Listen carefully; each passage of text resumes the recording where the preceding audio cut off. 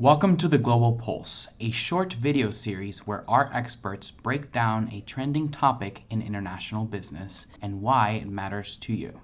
After the Houthi, Malaysia started attacking container ship in the Red Sea in 2023, the cost of shipping goods from Asia now increased by almost 300%. This is certainly one of the supply chain disruption problem. Okay, so how does this have an impact on the supply chain? What does this mean to the consumer, to the smaller businesses, and to the organization or corporation? Let's dig in. Before the attack, the ship from Asia would traverse the Red Sea and the Suez Canal, which typically handle almost 30% of global container traffic to reach to European ports. Now, most of them have to go around the Cape of Good Hope, making those trips 20 to 30% longer, increasing in fuel use and the crew costs. Some analysts now started to worry that the longer the journey will push up the cost for the consumer.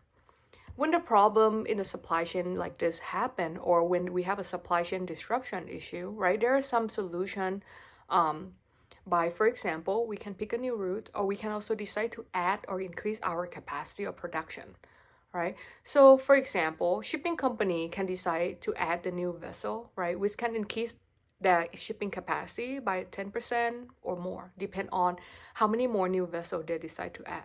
For example, MSC is one of the largest ocean carrier, planned to add 132 ships, bolstering the fleet's capacity by almost 40%.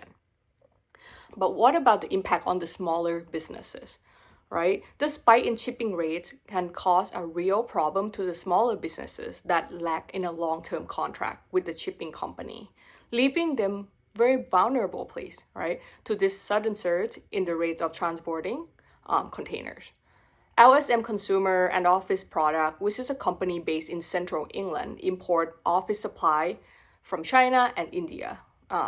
Marcel Lunder, the managing director, said that the cost of shipping one container had jumped to 3,000 from about 1,000 before the Red Sea attack. That is a lot, right? So he can't easily pass this on, to the consumer. The increasing in cost is a lot, but still, he said he can't really pass this on to the consumer because the prices are set in the contract, right?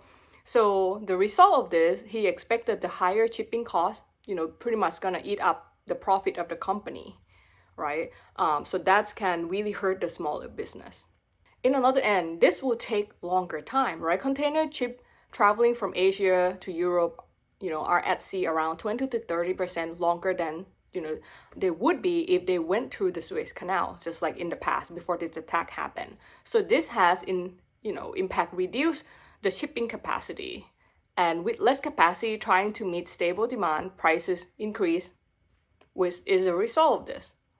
Regulator at the same time are still watching the situation. Okay, they want shipping company to make enough money to keep supply chain running and operating at an idea where everything goes smoothly, right? But regulator also say that they want to protect the consumer, right, or the customer of shipping company from prices increase. Daniel Maffei, chairman of the United States Federal Maritime Commission, state that, he was concerned about the fees and the surcharges that shipping companies had added because of the Red Sea attack and the drop of the overall shipping capacity right now. But at the same time, he's a little bit think maybe okay, because if we added more freighter, right, we might be able to solve this problem. Okay, so at the end, I would say this is very similar and a different way than what really happened during COVID, right? Consumers still need to be aware of, things that's happening in the supply chain. So maybe expecting delay, increasing in shipping costs or traveling costs of all the goods and products that you place an order, that's, may happen in the short run.